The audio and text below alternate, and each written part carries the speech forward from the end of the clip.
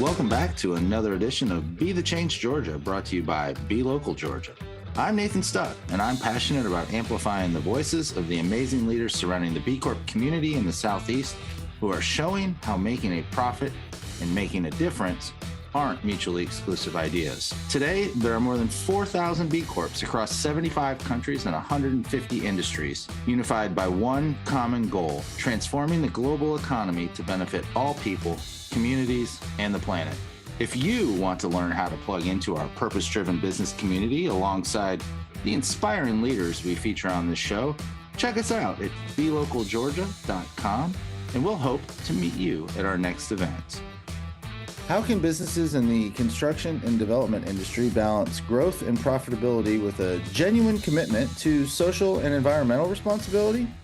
In today's episode, I sit down with Jon Williams, President and CEO of W&A Engineering and the Better Communities Collaborative. Jon shares his journey that shaped his commitment to community service, from working in a family grocery store as a young man to starting a small landscaping company that's grown into W&A Engineering, which is now a multidisciplinary firm with offices across the Southeast United States. We'll talk to Jon about how he navigates generational differences by creating a work environment that blends traditional values with evolving perspectives, his decision to pursue B Corp certification, and his mission to not only overcome negative perceptions of the development industry, but to influence others to pursue more conscious design and community impact. Stay tuned to hear practical steps that you can take to create lasting, positive change in the community you call home. Jon Williams, welcome to Be the Change Georgia. Excited to have you on today. Glad to be here, man. Glad to be participating in this. Yeah, what a long, strange trip. It's almost been 2 years since y'all were a part of the B Collaborative at UGA in my class, working with some talented MBA students, and came full circle and got you certified last year as a B Corp. But you had a rock star on your team helping you on that process as well. Yeah, Amy Kassane, corporate citizenship person. Yeah, she's great, man. She's been with us now for probably 4 or 5 years and really done a great job with B Corp and a great job leading our other Building Better Communities efforts as well. Well, tell us a little bit about Better Communities Collaborative, W&A Engineering. Tell us a little bit more about the company, what y'all do, and the impact you're looking to have. Sure. W&A Engineering started out as Williams and Associates land planners back in 1999 in downtown Watkinsville, Georgia. I was 26 years old when I started the company, 3 years out of college. I'm a landscape architect by trade and training. Started the company, like I said, in 1999, and we had a pretty good run through 2009, and the world shut down for a little while, and had to start reinventing ourselves some. But for the most part, we were born out of the private development community. We do civil engineering, survey, and landscape architecture. We have a traffic and transportation division in W&A Engineering. And then we acquired a company a couple years ago and rebranded it. It's an underground utility locate company called Groundhawk. And that's really when we created the Better Communities Collaborative kind of umbrella company that sits above the two of them. And sort of holds our values and the back office stuff, our administrative functions and things like that. But the two primary companies are now W&A Engineering and Groundhawk. And W&A, we have offices in Atlanta, Nashville, Charlotte. We have a small shop in Augusta, soon to be a little bit bigger. So, and then Athens, of course, is our home base for both W&A Engineering and Groundhawk. I love that I mean, people ask me all the time, why are you still in Athens? And I'm like, somebody's got to build this community. And it's pretty cool, pretty unique that you've been here. And I didn't even hit me there where you're like, wow, happy 25th anniversary. Coming up. I mean, it's coming up this November, actually. It'll be 25, I believe, November 1st, maybe something like that. I'm assuming something big planned. We did a pretty big 20th. So yeah, we'll make something out of it for sure. We don't usually let a opportunity go by that to celebrate our time here and what we've been able to do and accomplish in Athens, and sort of demonstrate our longevity to our employees and stuff. So it's great. That's awesome. And when we were talking, you said you started the company at a relatively young age, but when we had our planning call, you were telling me some really cool stories about working with your dad and seeing your dad operate a business as a child and kind of who you wanted to be when you grew up. You had a great role model, Yeah. not just as a business owner, but as a community leader. So can you talk a little bit about those early experiences and how it shaped your perspective on the importance of both kind of managing that purpose and profit, serving the community and running a successful business?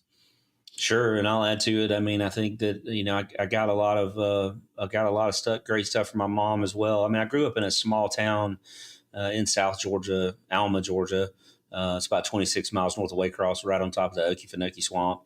Not a whole lot there. We had a Hardee's growing up. We got a Dairy Queen when I was in about the 10th grade, and that we thought we'd won the lottery at that point in time. But my grandfather started a grocery store down in South Georgia.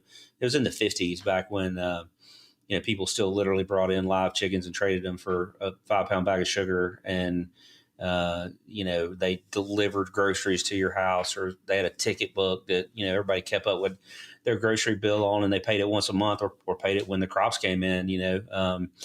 My dad sort of took the business over with my uncle when I was in around the 5th grade, and in the 7th grade, my uncle decided he wanted to do something different, and my dad bought him out and came home and said, "Hey, here's your uncle's keys. I need you to go to work. Store's not doing great at the moment, and I know I can trust you." And so in the 7th grade, I went in the grocery business. And for those that live in Athens, the store was about the size of Bell's on Hawthorne. So I mean, not a giant store, but a reasonable sized grocery store. And started working there and learning from my dad. And by the time I was in the 9th grade, I could do pretty much everything in the grocery store: order, hire, fire, inventory. I was looking at P&L statements for produce and meat and frozen food on a weekly basis that were handwritten by our accountants. I tell people sometimes that was my MBA. Because you go to college and you get a specialist degree, and maybe it's engineering, maybe it's landscape architecture, maybe it's psychology, and there's not a lot of entrepreneurship and business acumen that gets taught alongside those degrees very many times. And so that experience, I think, really helped me prepare for being an entrepreneur. Kind of put it in my blood, so to speak. But you ask about kind of the role model aspect of it. I mean, my dad, he served on any board that asked him to. The Industrial Development Authority. He was on the board of South Georgia College. He was on the board of Waycross Tech for a while. Anybody that came in the store and asked him for something, whether it was hot dogs for a cookout for the Boy Scouts, or a donation for a beauty pageant, or a golf tournament, I mean, it didn't matter. Churches. And when I was there, my tenure there, actually, I retired from the grocery business in around I was about the 12th grade, because my dad and by the time I got to the 12th grade, since I've been doing it for 5 years, I sort of felt like I knew more than my dad at that point. Sometimes, I think, which is often the case with teenagers. And since maturing a little more, definitely understand that was not the case. But he was number one, I was number two, and we couldn't go play golf or go fishing without somebody getting aggravated about the Bounty paper towel display at the end of aisle 9. I mean, it was always the grocery store. So I actually left, and he offered me some more money to stay, and I told him I felt like it was best if I moved on. So I went to work for the only clothing store really in town at the time. It was owned by the Cohen's family. Also with connections to Athens, all their kids went to school here in Athens, and so I did that for a little while before I went to Georgia. But yeah, I mean, Dad, just can't say enough about the amount of time and energy and effort and care he took with the community of Alma, Georgia, and at every turn really tried to do things to make that community better. My mom also had a great influence on my life. I mean, she was a high school history teacher, and finished her doctorate after I graduated from college. So, I mean, her work ethic, my dad's were very much aligned. A lot of high expectations for us to do well, get an education. But she was a female school teacher in a very small rural South Georgia town, and experienced a lot of things that really have come to light in the last decade or so about equality, and a lot of the policies and things that we do at W&A and BCC are have been shaped by, her kind of pounding that into me as a child of, this is how you treat people. This is the way, you need to try to align your values to something that's better than maybe what she had experienced growing up and as a female in that situation. So, But so I didn't know all this, but like the amount of parallels in that story where I worked for my dad, he had a hockey rink and I reffed hockey,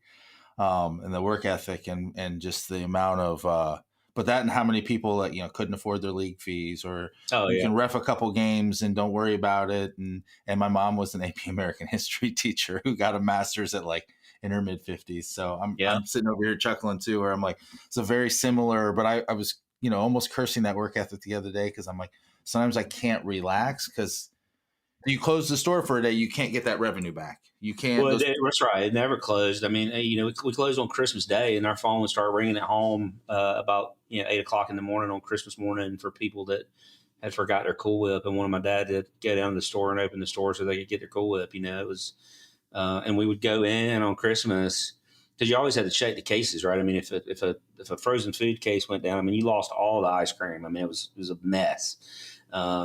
So, I mean, we would have to go in Christmas Day and walk around the store and check the cases, and we'd leave the lights off. And I mean, there'd be people that standing at the front door beating on the door. My mom refused to answer the phone on Christmas morning. If something would have been on fire, I guess we just missed it because she wouldn't answer the phone. You hit the nail on the head with the even if you get entrepreneurial education in college, which UGA is doing a much better job of now. I mean, there's a whole entrepreneur department, and you get the Delta Innovation Hub, but it's hard until you've hired and fired, till you've looked at the P&L, till you've tried to figure out how are we going to make payroll or how are we going to pay this bill. Until you've done it, it becomes very difficult. And now that you're doing it and you've been doing it, well, for 25 years, you've shifted into the position your dad was in to a certain extent, where now you're leading people and you're inspiring. And we even joked about this on one of our calls of, you're that person you have somebody working for you who's going to be on a podcast 25 years from now talking about my first boss, Jon, and what an influence he was on me. So how has that transition been, and how have you navigated? I mean, and now it's almost the generational difference where you're going back to telling stories about the cash ledger, the monthly ledger. How have you navigated some of those generational differences to create that work environment that is going to mold that next generation of leaders? Well, I mean, that's a progression that's really happened over a period of time. We talked about it. I've been in business for 25 years. I mean, 90% of businesses fail in the first 5 years. And it's not really because people aren't good at what they do, whether it's, cutting grass or, running a day, babysitting kids. I mean, it's because they don't know how to run the business right. And that's really what I feel like my dad gave me. But the first 5 years is still hard. And I mean, you're just scrambling to make sure that you're building the business and you're going to get profitable, and, you're trying to do the right thing. I mean, you're not, discounting. I mean, I was donating to, things around town from that period of time as well. But I mean, until you get past year 5, and then for me after that, 2009 hit, and we sort of we had 25 people in 2009, and we got down to 12 and had a few rebuilding years. Kind of rolled out of that and started expanding again. And, by then we've been in business 10 or 15 years, and you really start, even though I was still fairly young at the time, you start looking around and kind of trying to figure out, what do you want the business to be when you grow up, when it grows up, for lack of a better word. And, so, I mean, I kind of went on this journey of trying to figure out what it was going to look like 5 years from now, 10 years from now. And, worked with Natasha Ganem at Lion Leadership, who you may know, to try to kind of get the mission, vision, value, the why, why we're doing what we're doing, and learn more about really what it was going to be like to manage a business with a new generation of employees as well. Because, I mean, I learned a lot from my dad, don't get me wrong, but I mean, if dad told you to go out to the parking lot and pick up cigarette butts with tweezers, you didn't say why, you said, where are the tweezers? I mean, you did not ask any questions. You didn't pass go. You didn't collect $200. You just said, yes, sir. And rocked on. And I think that, business through generational change is evolving and has evolved, and I think COVID probably pushed it a lot faster than with the work from home and the flexible work time. And my philosophy is, I got a lot of philosophies, I'm sure, but if you're not growing, you're dying. But also that if you don't evolve with the workforce that we have, that you have to work with, you're not going to be successful at the end of the day, right? And I knew I was passionate about building better communities and helping the community and doing great projects and kind of all the things that you want people to look back and say, man, that guy made an impact on our community, or that business made an impact on our community. But the interesting alignment of that is really that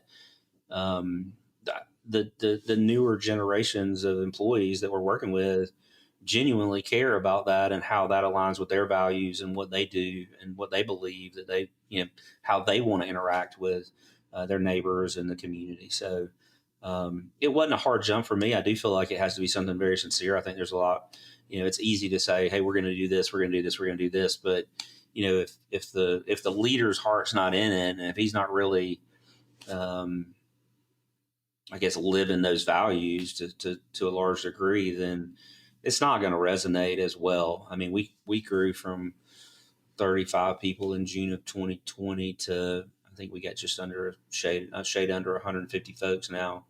And I think in large part because of the values that we're doing, things that we're doing like B Corp, or, our maternity leave policy, our family leave policy, our flexible work hours, unlimited PTO. I mean, my HR director and another one of our female engineers went to Washington, D.C. and served on a panel for the U.S. Chamber of Commerce about work flexibility and kind of what it meant to this newer generation and how they work. So it's that weird element that, the why. This generation really just wants to know the why too. It's like, maybe that picking the cigarette butts up with the tweezers was the most effective way to get the entire, but it was like, but you just did it because you were told to do it. And now it's like, okay, let me explain to you why this is the most effective means to do it. And, oh, okay, well then I'll do it. And it's interesting. And like you said, evolve or die, but I think we're also improving, we are evolving. And I think we're getting better as whatever, a species or whatever, a workforce of, I have a younger Gen Z, my first hire, and I kind of did that intentionally, was the ability to show her why I'm doing what I'm doing and to see her pick it up, and then to see her see things like sitting in the work, in the work queue and going, I can do that and blah, blah, blah. And I understand why we're doing it. And kind of like when you see that light bulb click where I'm not just telling her to do a task, I'm explaining to her, here's how I do it. And here's why we're doing it this way. And here's kind of the marketing thought I have of why this is going to be a good biz dev tool for us. And to see that like, oh, okay, well then what if we did this as well? And you're like, I feel like I've made a better teammate to work with now just by kind of letting her kind of play around in the craziness that is my head. That's right. I mean, business has evolved tremendously in our generation's lifetime, right? I mean, I feel like it probably rocked along and was done a lot the same way. Maybe it's until the environmental movement, maybe it's until the, civil rights. I mean, all that stuff that came into play in the 60s and 70s and 80s that led to, our parents and then us, and now this younger generation kind of thinking about things a little differently. It's pretty incredible, that the people that work for us that really care about the communities, care about their fellow employees, care about the environment, the world. I think it's a good thing. I know it's a good thing.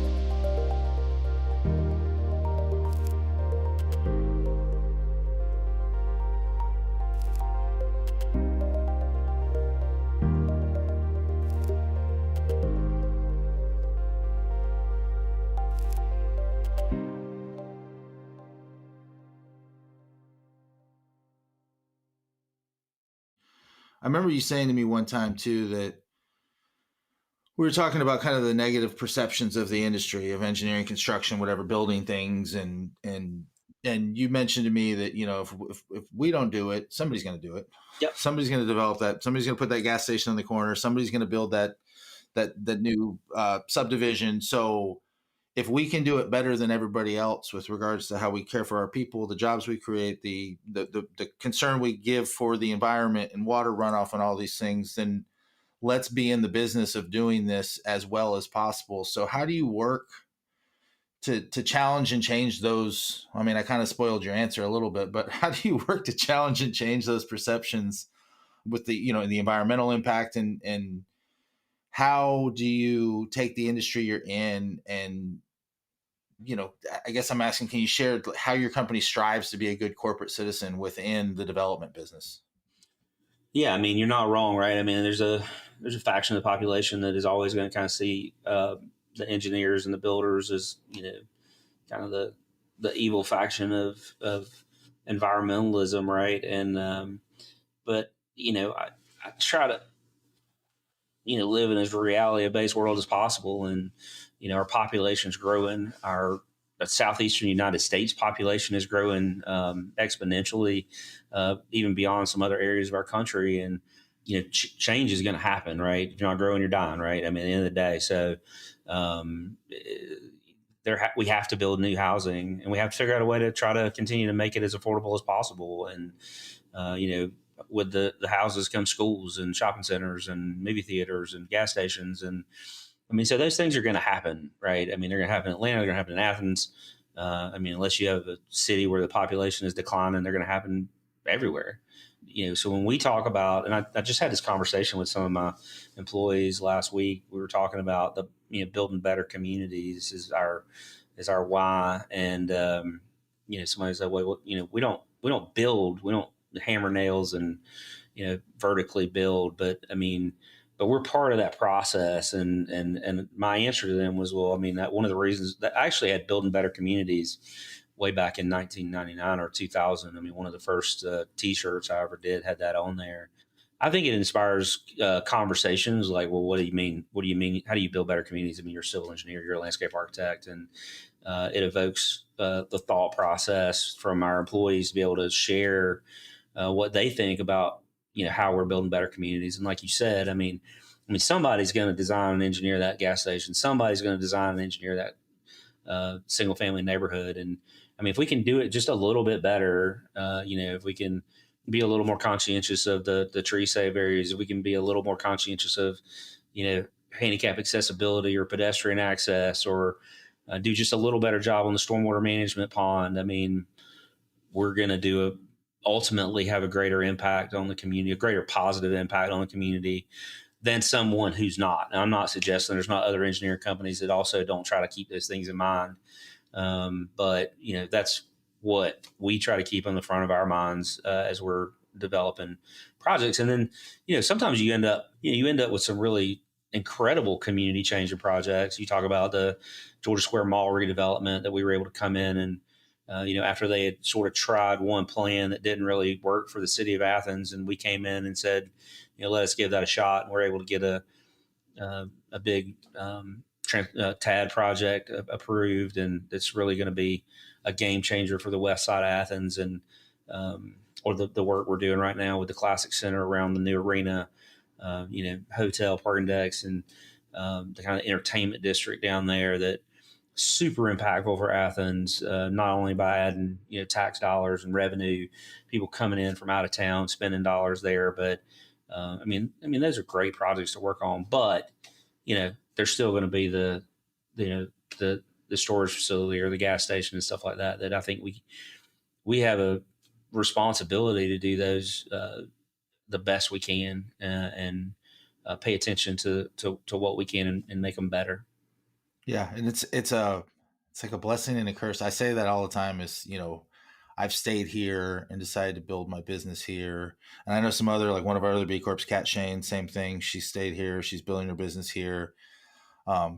Creature decided to open here. Terrapin's been here for close to 20 something years, and yeah. And you're like, I might curse myself in the future though, because when it takes me like more than 12 minutes to get from the west side to the east side of Athens, I'm going to be like, who did this? Where did all these people come from?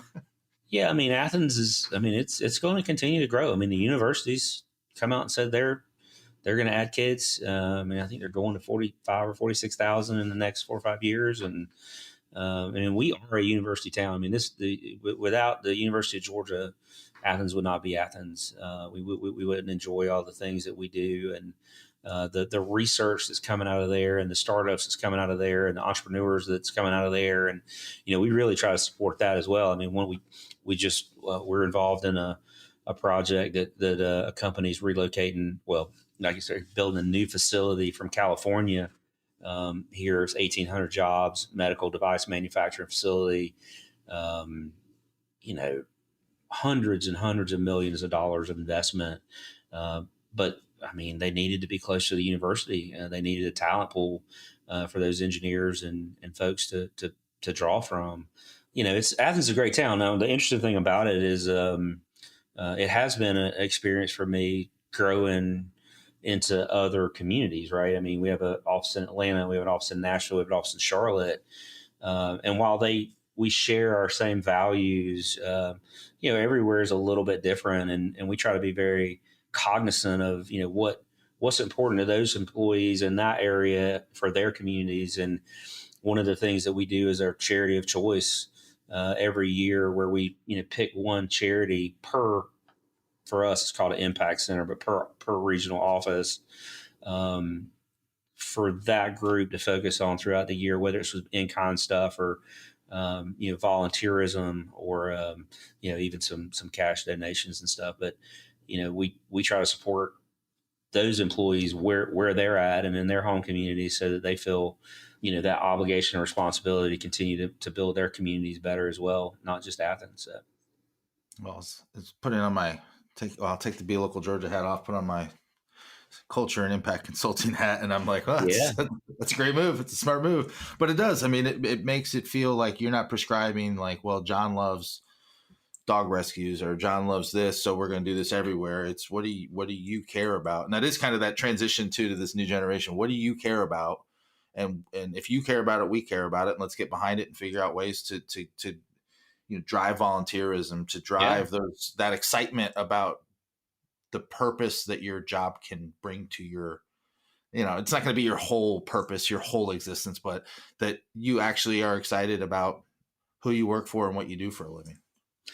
That's right. And you ask about how we overcome that negative perception. And I mean, one of the things that we do, and I mean, I do a lot of things, my wife and I, my family does a lot of things in our private life that we don't talk about, because I'm actually a pretty private person. But when it comes to the companies, I mean, we really want to kind of shout it from the rooftops and let people know that, hey, we contributed $50,000 worth of design time to the Firefly Trail, or, we're doing a lot of work for ESP, or we're doing, we have a volunteer day for MLK Day, where all of our employees get to get off and organize volunteer day. And, we talk about those things because, it lets people kind of see behind the curtain a little bit that, we're not the evil developer. I mean, we're not the guy with the sign on the side of the road when the bulldozers show up to cut the trees down. We're doing these things to give back, and it makes our employees feel good about what they're doing. It makes them care, get involved in the community things. And so, I mean, we're going to continue to do that and talk about but the other reason we talk about it, Nathan, is because, I mean, I'm also a firm believer that, I mean, there's a lot of companies out there that have done a lot of great stuff. And sometimes people get caught up in the fact that they don't want to talk about their secret sauce. Like, how are you attracting employees, or how are you retaining employees? Or, I mean, I really don't care. Like, I mean, if somebody wants to come in and say, hey, man, show me what you're doing for your family leave policy, I mean, we'll give them the policy. I mean, because the next evolution of us doing a good job is for us to try to help other companies know that they can also do the same kind of stuff with the same results, and continue to maintain an acceptable level of profitability, right, at the end of the day, to do that, which is part of where we get talking about B Corp and getting certified, and why we did that, and why we want to use that on social media and use that for our employees and talk about those things. Is, I mean, if we get one other company to adopt our flexible work policy or our family leave policy, then, we've left it. One of my dad's saying we left it better when we found it. And it's funny. It's like you were reading my mind there because I wanted to ask, like, you balancing the good and also, yeah, there's a lot of hesitancy sometimes to tell that story. But to me, I'm like, our power, if, and I say this all the time when I'm talking about B Corps, if our mission here is to really change the world and Right. I've said I'm on a personal mission to help companies create jobs that don't suck. That's my goal. And if we're doing that right, though, if you go back to like the business school mentality of what do we teach in business schools? Talent acquisition, talent retention, customer acquisition, customer lifetime value, and now we're baking in all these purpose driven, being a good steward of our environment, giving back to our communities, taking care of our employees. We're adapting to the shift in the workforce, but we're also like, this is a tool to like, yeah, I want the best talent. I want to keep them. I want the smartest brains working for me. Yeah, the talent is everything, man. I mean, I'm just Jon Williams sitting behind this desk right here. I mean, I wouldn't be able to do everything we're doing for our communities or, for our clients if it wasn't for the talent that's willing to work here and get behind our why and what we do. So I mean, I think that's the most critical success factor at the end of the day, really, for a company is, how do you attract and retain the best talent and in whatever sector you're in, and then those people really enjoy coming to work. I mean, we do employee surveys once a year, asking, would you recommend people to come work for this company? And, consistently, 95% of our employees say that they would. So, I mean, that's great. And it's really something that I take to heart, and we continue to try to get better and work hard at to make sure that continues to be what they say. Um, I mean, do we make mistakes? Oh yeah, we make mistakes. Do we try things that cost us money that don't work? Yeah, we do that too. Do we start programs or go down a path and realize that it's not going to work out and we need to change course? 100%.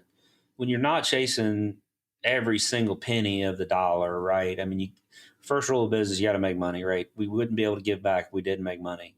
But if you're willing to let a few of those pennies go to try different things and to put yourself out there a little bit, and you're willing to when they don't work, you're willing to say, hey man, this didn't work, we got to change course, and your employees can respect that. That's good too. Yeah, it's there's a lot of humility in your wisdom too of knowing that you're spending money sometimes to make money, but also if we can't make payroll, we can't stay in business, and if we can't stay in business, we can't do the $50,000 pro bono work on the Firefly. We can't do amazing days off, volunteer days. We can't have all the perks and you start chasing that, and you kind of spiral to a non-existence, unimpactful, just kind of well, I wouldn't even say another company because you probably won't stay around. Well, it's really interesting because I mean, I think you've asked me this before, and I know that one of the things that U.S. Chamber of Commerce flexible family initiative that we were part of, we were the smallest company in it. I mean, other companies were like 4,000 employees or 2,000 employees or whatever. I mean, and we're, here we are at 150. And I think one of the reasons why they wanted us to be in there was because we offered a different perspective of things that they could do. I mean, we're never going to have, I'm never going to have a childcare facility in my office. But I'm never say never, but I mean, we're not at that level, right? I mean, you can't support that with the gross revenue that we have, right? And then there's a lot of companies that are a lot smaller than we are. And they're like, well, I mean, we can't do any of this stuff because, we can't afford it. We can't afford it. Well, I don't buy that. I mean, I think that, there are things you can do. I mean, there are paths you can start down. It's not super expensive to get B Corp certified. And a lot of the stuff really doesn't cost a lot of money. It's really more of a commitment of how you're going to act as a company, right? At the end of the day.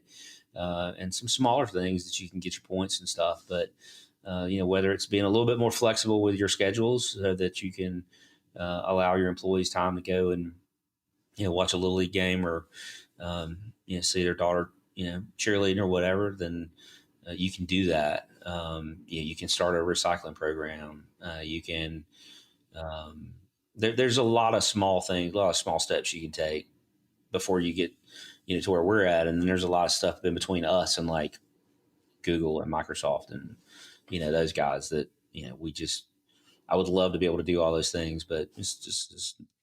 Yeah, and you get creative, like you said. You can figure out the way to, like, hey, I want you to. I forget who I was listening to, somebody on sports radio, and they were talking about coaching for somebody who always said, I want you to be taking your kids to school. I want you to be able to pick them up. Like, and I don't want to see you here at some point there's a diminishing return. I don't want to see you here at midnight scheming up, 1,000 what ifs. I want you to spend these time because your kids are going to, you're going to miss opportunity. You're going to miss your life to be here. So how do you give that balance where it's like, no, we don't need the child, and it's not even a feasible option to build a childcare facility that's fully staffed, but I can make sure that we give you the flexibility to be there for all those moments, to need to leave at the drop of a hat to go pick up a sick kid. Like, we can do all these things. Absolutely. I use you as an example all the time when I'm telling people about B Corps and the growth of the Georgia community. And I always say, there's this company up in Athens and they were already doing it right. Because even Creature was doing it right, but Creature was still fairly young when they started this process. Y'all were 20 some years into being in business when you went, we're going to do this. So what was it about getting the certification that just made sense because I hear that argument all the time. Well, we're already doing all these things, so why would we take the certification? So what was your kind of driving force? Was it Amy in your ear? Was it, some cool MBA students from UGA? Like, what drove your decision to kind of say, you know what, I think this is the right thing for the business. Let's see if we can go get it. I mean, I think, we talked about it a little bit earlier, right? Um, it's really being able to, for other people to see what we're about, right? That we're making a statement that yeah, we check these boxes. Yes, we're going to do this. Yes, we're going to consider our employees, our community, our planning and decisions that we make for the company, and the commitment that we're saying we're going to continue to do these things. Um, our employees see that, we're able to talk about it on our social media. Hopefully somebody else looks at it one day and says, you know what, we could do that. And yes, we were doing a lot of the things, right? I mean, when we went over the list, you had the students come over, really was fantastic. That program, would we have done it without that? Probably one day, but man, they made it a lot easier because they came in and sort of got all the low hanging fruit, right? It's like, hey, let's evaluate you and see where you're at. And, the point system, like how many, and we had a lot of them. I mean, we didn't have to do much, but we did have to do a little bit. Right. And so by getting officially certified, we checked those boxes that we had left that we had not checked before. And I think that there's a lot of great conversations that come out of that. I mean, I've enjoyed talking to it about our employees. It's sort of like the building better communities thing when I was talking about my employees. I mean, B Corp is still fairly new. If I tell 10 people that we're B Corp certified, maybe one, two, maybe three of them that have ever heard of it. And so it's a conversation starter, right? It's like, what is that? And why did you do that? And or why would you do that? And it gives us an opportunity to tell our story and kind of who we are and what we're about. I know when I used to work for Advic, I was a student on that project. That's how this whole thing started. What a long, strange trip it's been. But I remember as time went on, going back to the Classic Center for job fairs, for UGA career fairs, and more, at first everybody knew Salesforce. And then they came up and they just I saw you were a B Corp. And also he had all these students lined up. And of course, at first, like the rest of the team that was there, I would go up and, because I lived here, and they'd be, Nathan, can you go? And so they'd just be like, another person wants to talk about B Corps. And by the end of it, it was like our whole team could have this conversation about what it meant, why we did it. And it was just kind of cool, but it was like, oh, this young generation knows what they are. But you're absolutely right. I think that the younger generations know a lot more. I mean, I mean, my youngest is in elementary school, and I mean, they're talking about things at that level, whether it's about personal health and healthy habits, or sustainability, environmental education, all that stuff. I mean, that didn't happen when I was a kid. I mean, they weren't talking about that kind of stuff, right? So, I mean, the kids that are coming out of high school and college now are way more versed than I am, or I was, and probably you were coming up at our age, and certainly more than our parents, which is, again, not a bad thing, a good thing. Yep, 100%. Well, I promised to get you out of here quickly, but you had a lot of wisdom to drop, so I wasn't going to cut you off. So, Jon, I just want to thank you again for coming on.